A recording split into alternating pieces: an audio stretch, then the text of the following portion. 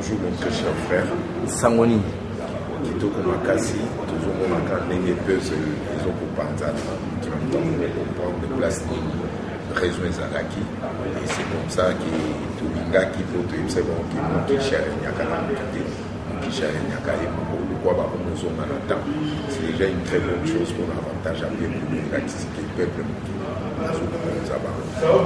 na sepeli to meka kosolola ce qui concerne makambo oyo ekomina ensemble bazalaki esika moko na lamuka mais lelo oyo ensemble apesi différence ensemble apesi position na ye par rapport à ndeko Claudel Lubaya et puis ndeko na biso na kombo ya Delice Sanga bango balobi ete batikali derrière Fachi na kombo ya ensemble mais Francis Kalombo étant que moko ya bato balobelaka mwana mboka Moïse Katumbi Chapwe alobi ete bango basana na lamuka contradiction wana soki ki lelo ensemble alobi bango na sobaya avec 66 députés na bango boza prêt koyamba bango. Non, d'abord au départ il faut comprendre que ce sont des marcoulins. Jusque là ils n'arrivent pas à comprendre qu'ils étaient dans le faux. Ils ont compris que nous qui cherchions bango contre Mire et Bandit Sousubaya va se greffer pour venir embrouiller les gens. Moi je ne suis pas d'accord avec eux. C'est que moi je sais que bakokina nukoya changa momonde il faut d'abord bailler bakosala dans un comportement moko réconciliant où il a dit pardon. Ça veut dire va reconnaître le mal qu'ils ont fait à ces peuples. Va les canaux chaîne à la télévision, va TV5, va rectifier, va tirer na bango, va retirer, va dire na bango, va contre le président élu légitimement par le peuple congolais, va reconnaître la faute na bango, va déplacement verbal na bango. Et là, nous pouvons accepter leur pardon. Mais moi, je ne suis pas d'accord avec eux, parce que même le président Fatih Place Azali a dit que Fumu Sabata il a tout à fait raison. Mais Fumu Sabata, le président Fatih, c'est comme si vous partagez sur un vie. Mon côté, il y a le biais après à travailler dans la Batunyoso. Il y a ça, le quoi, moi, Kocha, moi, Kali, moi, Ndela, mon toile, les qualités. La qualité, la nanga est très bien. Dans les qualité, on est à façon, il y a président Fatih pour mon amakambo. Il y a mon araneti président Fatih. Donc, vous avez deux personnalités différentes. Il est à la position pour qu'il est déjà le président de la République. Il a besoin de travailler avec toute personne. Donc, c'est tout à fait normal qu'il puisse tenir ce genre de langage. Et moi, j'estime qu'il a tout à fait raison dans le positionnement, dans le poste où il y a en tant que président de la République. Mais moi, je te parle maintenant en tant que politique où il y a une position, il y a garde-fou pour protéger l'intérêt du peuple congolais et de protéger mon président par rapport à la réalité des Okoya dans l'avenir tout autour de lui.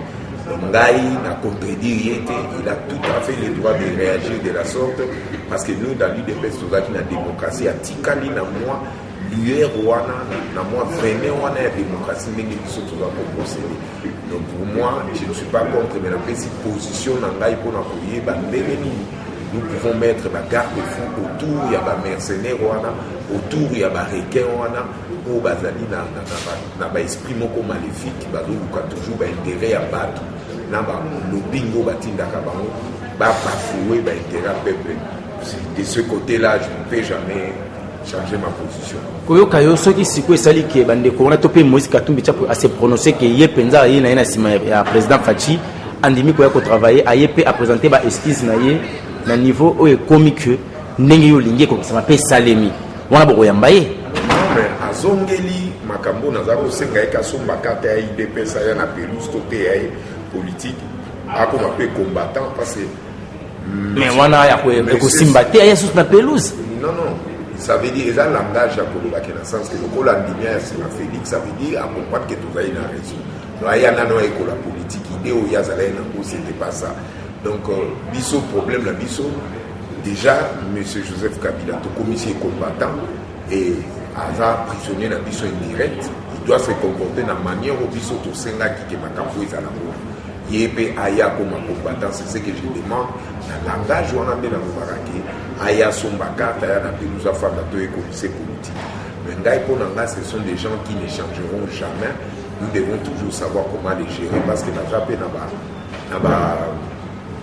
ba calendrier oyo ils allaient cacher contre les intérêts de la République et nous devons éclaircir tout ça pour Toyeba. Qu'est-ce que nous devons faire avec ces gens-là? Quelles sont les modalités que nous devons mettre en place pour Toyeba l'élite qui vont gérer l'intérêt qu'on a. Donc, mais je resterai là pour rappeler toujours à l'ordre, la responsabilité na Oyo, Bazali, na droit, il y a pour changer pour comment est-ce que nous pouvons évoluer dans l'avenir, parce que le Congo n'a plus besoin de tous ces maroulins, le Congo n'a plus besoin de tous ces mercenaires politiques. Et moi, je ne peux pas adhérer dans cette logique qu'on a Zongi parce que Zongi, Beto Yambara, parce que nous avons déjà l'expérience, on a tout vu dans ma capote politicien en Congo. Il n'y a rien de nouveau, ceux qui sont toujours là, et puis pardon, Bazon a ça s'expliquer, sa poids et pardon à Bango, ou on a pour Bazon donc pardon à Bango, ça a un comportement de zone. Mais quel est le fondement, quel est le soubassement? Il y a sens au Bango, Bazon a pour collaborer avec lui. Et sur ce point-là, moi je n'ai jamais été d'accord et je ne peux jamais fonctionner dans les Jikois. Mais Moto Azali Mabaloukan Tango à tout moment, tout le monde a quitté Katumbi autrefois. Azalaki derrière Kabila, il a été en travail avec lui. Et tant Milinga Milinga Koti, à Kabwani, Baki, Basali, G7 Nabango ya leader.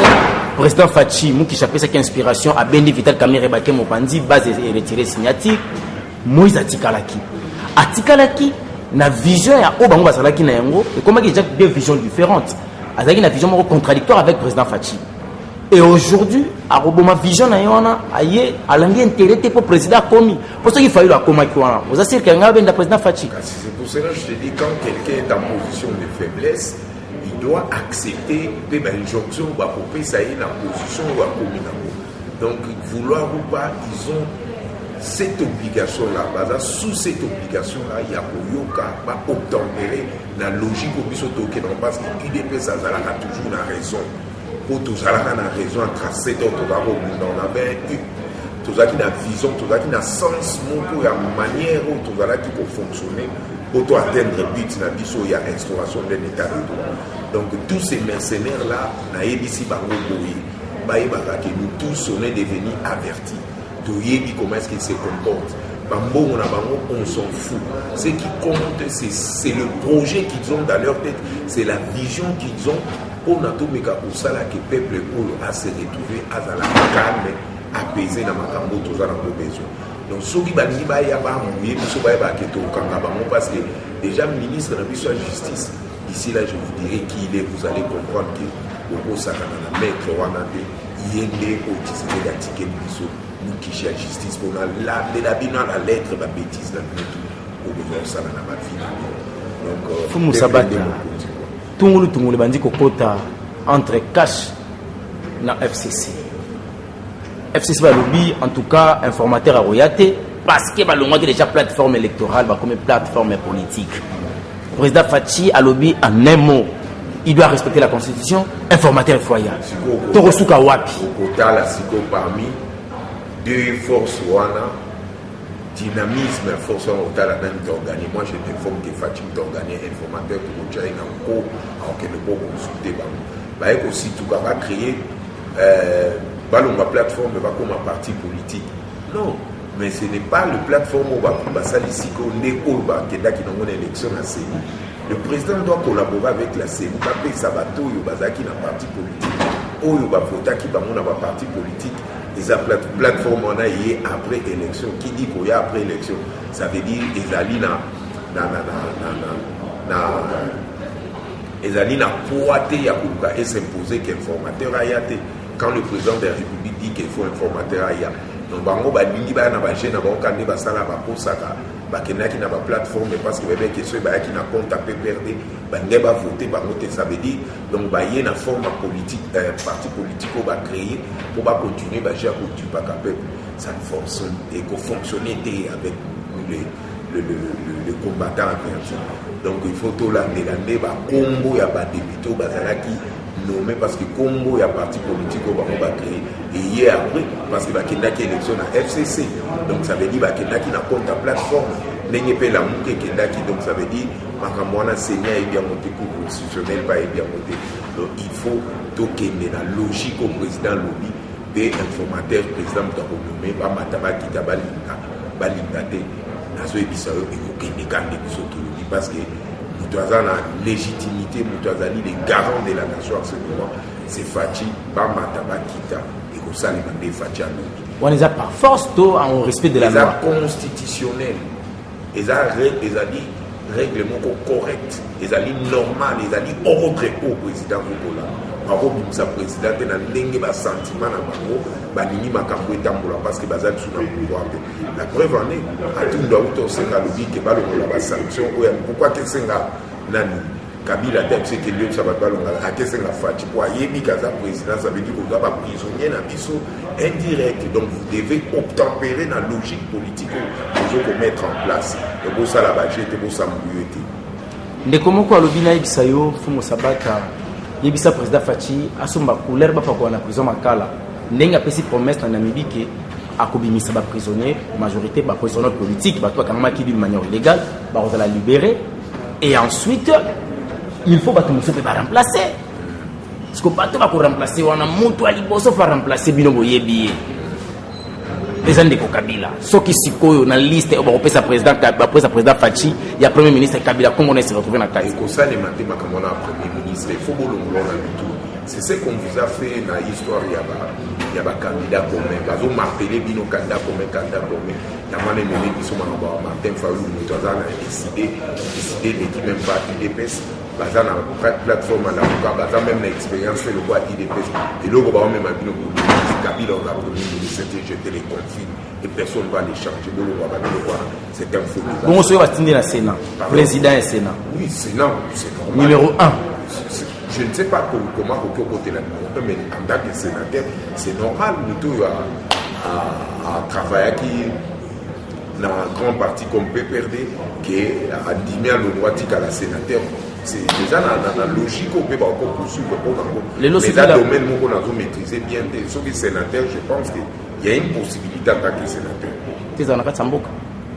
opposition oui opposition ma c'est que ça les selon ceux qui battent bazan à pouvoir se comporter très mal parce que nous on s'est battu pendant 37 ans nous avons préparé ça parce que on savait que l'Occident travaillait avec représentant dans Bango pour bazaki ba président ba benga na dictateur pour un moment et nous on comprenait que c'était pas pour l'avantage du peuple il y a moi la tokota opposition maintenant on dit ba combattant pour bundeli démocratie 37 ans moi na naye ndé a du pouvoir de l'eau donc pouvoir à peuple où il a bison du toqué dans parlement et à tout comme na yosko ko ya na opposition il y a makasi nini oyo et vous allez les comparer à obiso to ni to pesa bonheur à peuple.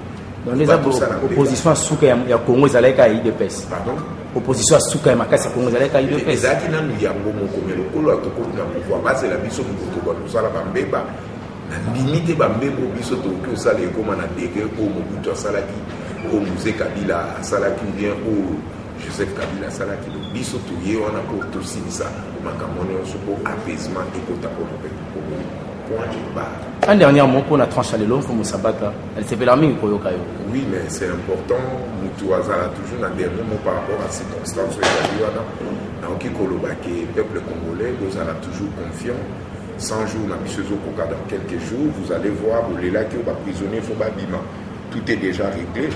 Toujours l'andasco Makamotali, entrepreneur, toujours toujours l'andéni on a toujours le peuple congolais s'est senti qu'il est à l'aise chez lui.